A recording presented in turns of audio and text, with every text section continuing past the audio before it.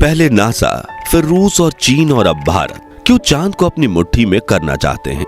दुनिया भर के सभी देश, और क्या है चंद्रमा से जुड़े वो डार्क सीक्रेट्स जिन्हें हमसे छिपाया जा रहा है? क्या चांद पर वाकई में एलियंस रहते हैं? दोस्तों, 20 जुलाई 1969 दुनिया के इतिहास का वो ऐतिहासिक दिन जब नासा के एस्ट्रोनॉट नील आर्मस्ट्रॉन्ग और बज एल्ड्रिन ने पहली बार चांद पर कदम रखा था।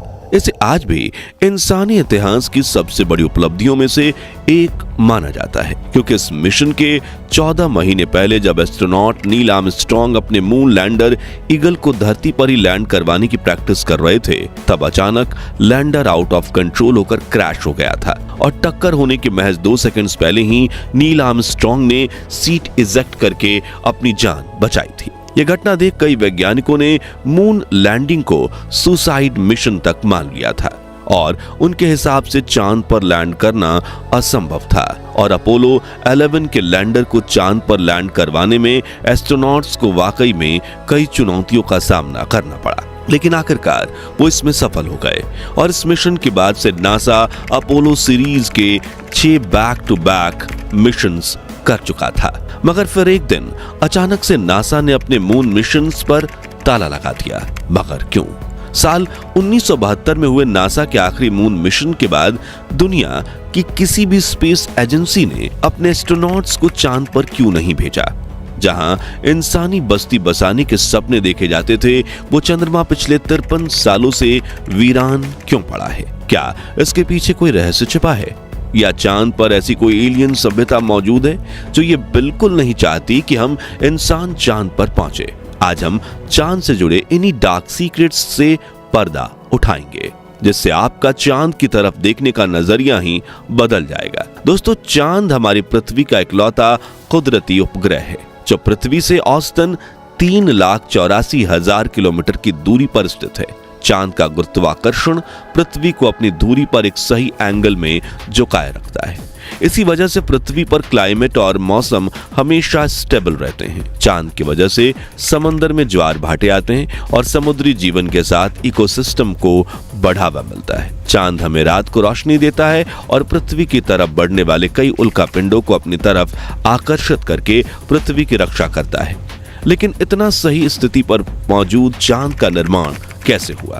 तो विज्ञान के मुताबिक आज से करीब 4.5 अरब साल पहले मंगल ग्रह के आकार का एक प्लेनेट थिया पृथ्वी से आकर टकरा जाता है।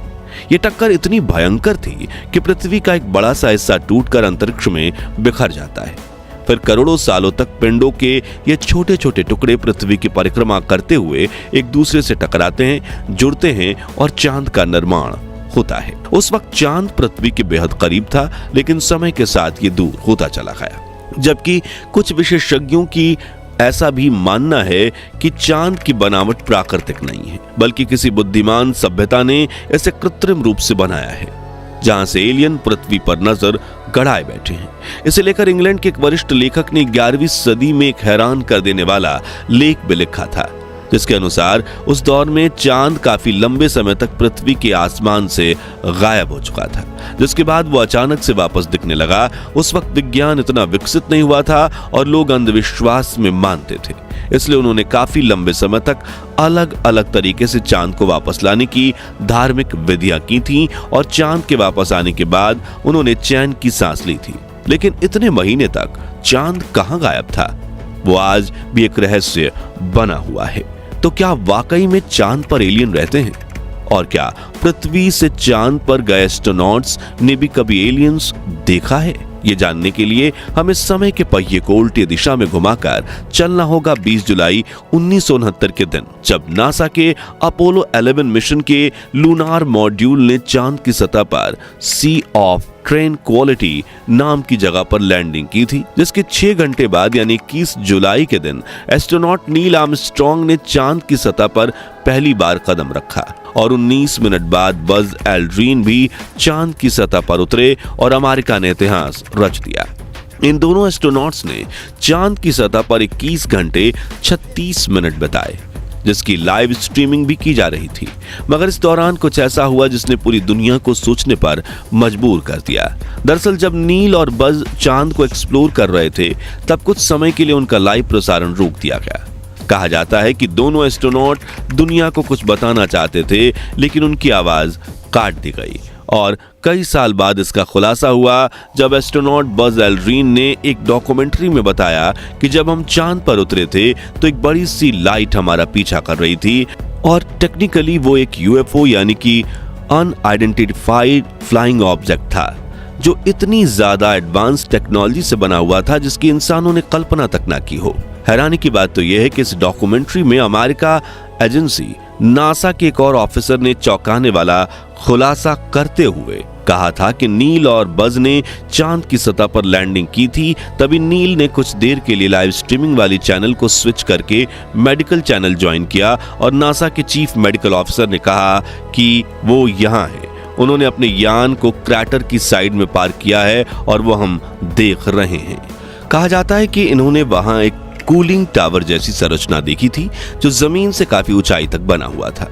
कई एक्सपर्ट्स का मानना है कि ये एलियन का न्यूक्लियर पावर प्लांट हो सकता है जिसे चांद की जमीन के अंदर बनाया गया था, लेकिन आज ये टावर वीरान पड़े हैं। इसी की जांच के लिए नासा ने back to back moon missions किए। जी हां, अपोलो 11 लॉन्च होने के 2 साल में ही नासा ने अपोलो 14, 15, 16 और 17 मिशन को भी लॉन्च कर दिया और 6 बार मून लैंडिंग करते हुए 12 एस्ट्रोनॉट्स को चांद पर भेजा। लेकिन फिर एक दिन अचानक से अपोलो प्रोग्राम पर ताला लगा दिया गया। मगर क्यों? इसे समझने के लिए हमें इन 12 एस्ट्रोनॉट्स के एक्सपीरियंसेस को समझना होगा। अब उस वक्त तो नासा ने इनकी आवाज बंद कर दी थी, लेकिन सालों बाद रह रहकर इन्होंने चांद के कुछ ऐसे अजीब रहस्यों से पर्दा उठाया जो चौंका देने वाले थे। तो इन 12 अंतरिक्ष यात्रियों में से कुछ ने चांद पर काफी अजीब आवाजें सुनी थी, तो कईयों ने इस पर बने एक अजीब से ब्रिज को भी देखा था। वहीं चांद की खोज में वैज्ञानिकों को एक सैटेलाइट डिश जैसी संरचना भी दिखी थी जिसका अपने आप बनना निश्चित रूप से असंभव है। हालांकि नासा ने कभी इस बात पर आधिकारिक बयान नहीं दिया, लेकिन नासा द्वारा भेजे गए अंतरिक्ष यात्रियों की माने तो उन्होंने कई बार इस बात को कबूला है कि चांद पर एलियन आते रहते हैं और उनका वहां पर अपना ठिकाना भी है। इतना ही नहीं, हैरानी की बात तो यह है कि अपोलो 11 से लेकर 17 तक हर मिशन में रहस्यमय तरीके से कोई ना कोई परेशानी जरूर आई थी। फिर चाहे वो अपोलो 11 का लैंडर खराब होना हो या फिर अपोलो 13 के स्पेसक्राफ्ट में अचानक ब्लास्ट होना हो, और दोनों ही घटनाओं में अंतरिक्ष यात्री बाल बाल बचे थे। तो क्या ये शायद चांद पर बसने वाली बुद्धिजीवी सभ्यता यानी एलियंस का किया कराया हो सकता है, या फिर महज एक इत्तेफाक? इस बारे में अपनी राय हमें कमेंट्स में जरूर बताइए। अब चांद से जुड़े कुछ रोमांचक तथ्यों की बात करें तो मून के साउथ पोल यानी दक्षिणी ध्रुव पे कई बड़े और पुराने क्रैटर्स हैं, जिनमें से सबसे बड़ा क्रैटर एटिकन बेसिन, जिसका डायामीटर 2500 किलोमीटर है और गहराई 8.2 किलोमीटर है। यानी अगर आप दुनिया की सबसे ऊंची बिल्डिंग बुर्ज खलीफा जिसकी ऊंचाई 882 मीटर है, उसे एटिकन बेसिन में एक दूसरे के ऊपर रख दें तो 10 बुर्ज खलीफा इसमें समा जाएंगी। यहाँ हैरानी की बात यह है कि चांद का जो दक्षिणी ध्रुव यानी साउथ पोल है वो कभी पृथ्वी से नहीं दिखता। वहां 400 करोड़ साल पुराने क्रैटर हैं जिनके अंदर सूर्य की किरणें कभी नहीं पहुंच पाई। ऐसे में ये चीज उन्हें काफी ज्यादा रहस्यमय बना देती है और वैज्ञानिकों का मानना है कि इन क्रैटर्स में एलियंस हो सकते हैं। अब एलियंस यानी छोटे मुंह, बड़ी आंख और बड़े सिर वाले जीव नहीं, बल्कि पृथ्वी के अलावा किसी भी ग्रह पर बसने वाली लाइफ को एलियन ही कहा जाता है। यानी अगर इन क्रैटर्स में मौजूद पानी में सिंगल सेल बैक्टीरियाज भी पनप रहे होंगे तो उन्हें हम एलियंस ही कहेंगे। और चंद्रमा पर मौजूद इन्हीं गहरे क्रैटर्स में छिपे रहस्यों को पर्दा उठाने के लिए नासा ने अपने आर्टेमिस मिशन सीरीज को लॉन्च किया है। इसरो ने चंद्रयान सीरीज को, जबकि चीन ने चांग-ई मिशन सीरीज को। चांद को लेकर एक दिलचस्प बात यह है कि रात के समय चांद का तापमान -130 डिग्री तक पहुंच जाता है, जबकि दिन के समय यही तापमान 120 डिग्री सेल्सियस तक बढ़ जाता है। वैज्ञानिकों द्वारा की गई खोज के मुताबिक चांद के हर हिस्से का तापमान अलग अलग होता है। वहीं चांद पर काफी पतला वातावरण भी है, इसलिए वहां साउंड ट्रेवल नहीं कर सकता। ऐसे में आप चांद पर खड़े रहकर अपने साथी एस्ट्रोनॉट से बात नहीं कर पाएंगे। साथ ही सांस लेने के लिए भी ऑक्सीजन सिलेंडर की जरूरत पड़ेगी। इसलिए चांद पर जिंदा रहने के लिए स्पेस सूट पहनना जरूरी है, और स्पेस सूट पहनने के बाद आप चाहें चांद की सतह पर कदम रखें तो खुद को काफी हल्का महसूस करेंगे। दरअसल चंद्रमा का गुरुत्वाकर्षण पृथ्वी से 6 गुना कम है, इसलिए अगर पृथ्वी पर आपका वजन 90 किलोग्राम है तो चांद पर यह सिर्फ 15 किलोग्राम रहेगा। इसी वजह से पहली बार चांद पर कदम रखते ही शुरुआत में आपका बैलेंस बिगड़ जाएगा और आप चलने के बजाय उछलते हुए नीचे भी गिर सकते हैं। इसलिए चांद की सतह पर संभल कर कदम रखना जरूरी है, और इसी वजह से एस्ट्रोनॉट नील आर्मस्ट्रांग भी मून वॉक के दौरान लड़खड़ा कर गिर गए थे। तो आज के लिए बस इतना ही। क्या वाकई चांद पर एलियंस का बसेरा हो सकता है, और सौर मंडल में पृथ्वी से कुछ दूर कोई और इंटेलिजेंस सभ्यता मौजूद होगी, या ये सिर्फ बनी बनाई बातें हैं? इस बारे में अपनी राय हमें कमेंट्स में जरूर बताइए। ये वीडियो अच्छी लगी हो तो इसे लाइक और शेयर करके 5100 लाइक्स जरूर करवा दीजिए, और ऐसी इंटरेस्टिंग वीडियोस के लिए हमारे चैनल को सब्सक्राइब करके पास वाली घंटी बजाना मत भूलिएगा। जय हिंद, जय भारत।